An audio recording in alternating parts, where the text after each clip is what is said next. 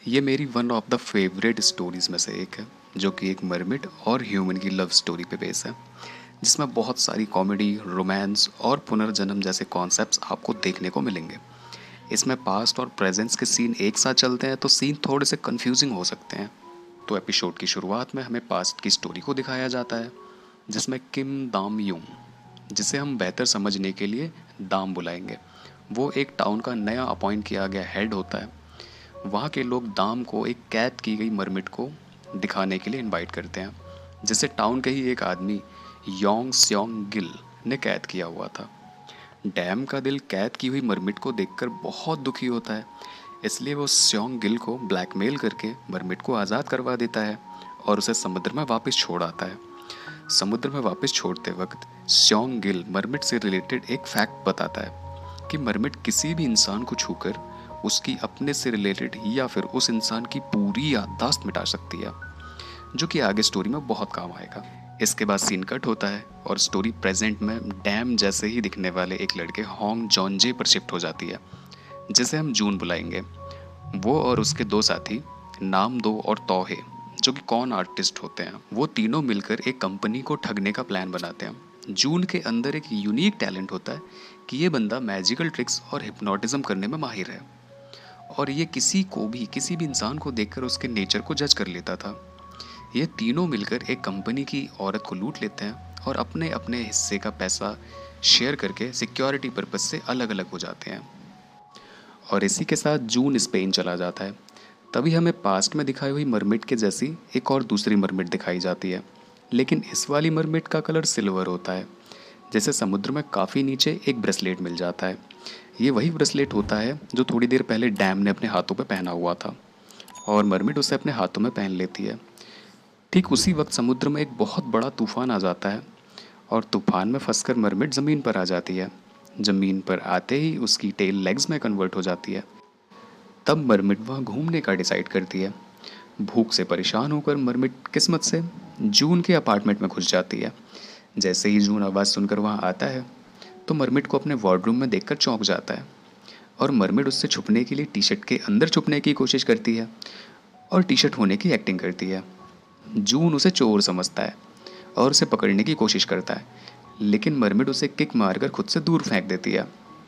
फिर मरमिड जैसे ही समुद्र की तरफ छलांग लगाने के लिए दौड़ती है, बेचारी शीशे से टकराकर बेहोश हो जाती है। जून उसकी इस बेवकूफ़ी का फ़ायदा उठाकर उसके हाथों को बांध देता है और उसकी कुछ फ़ोटोज़ क्लिक करके उसे पुलिस के हवाले कर देता है। फिर जब जून फ़ोटोज़ में मरमिड के हाथों पर पहना हुआ हरा ब्रेसलेट देखता है, तो उसके बारे में अपने साथी नाम दो से पता करवाता है। तो उसे पता चलता है कि ब्रेसलेट 400 साल पुराना है और इस पर किम दाम यूंग लिखा हुआ है, और ये बहुत ज़्यादा कीमती है। बस फिर क्या, ये सुनकर अपना जून चला जाता है मरमिट को पुलिस से छुड़वाने। यार ये बहुत लालची बंदा है। खैर, बैक टू द टॉपिक। और वहाँ भी पुलिस वालों को किसी तरह से अपनी ट्रिक्स में फंसाकर मरमिट को छुड़वा लेता है और उसे एक मॉल में शॉपिंग करवाने ले जाता है, ताकि वो चुपके से उसके हाथों से वो ब्रेसलेट निकाल सके। मरमिट को ना ही बोलना आता था, ना ही उसे दुनिया के तौर तरीकों के बारे में पता था, तो वो बिल्कुल पागलों की जैसी हरकतें करती है। जैसे रोड पर स्टॉप का साइन देखकर वो समझती है कि उसे ऐसे ही पोज करना है। हालांकि मरमिट को ड्रेस और जूते पहनाने के दौरान जून चुपके से उसके हाथों से वो ब्रेसलेट निकाल लेता है। फिर जून मरमिट को वहीं बिठाकर अपना इंतज़ार करने को कहता है और वो वहाँ से चला जाता है। मरमिट मॉल के बंद हो जाने के बाद भी जून का इंतज़ार करती है, लेकिन जून वहाँ वापस नहीं आता। तब मरमिट मॉल से बाहर आकर बारिश में जून के बारे में सोचकर उसका इंतज़ार करती है। अब यहाँ हमें रास्ते में जून को दिखाया जाता है, जो कि मरमिट के बारे में ही सोच रहा होता है।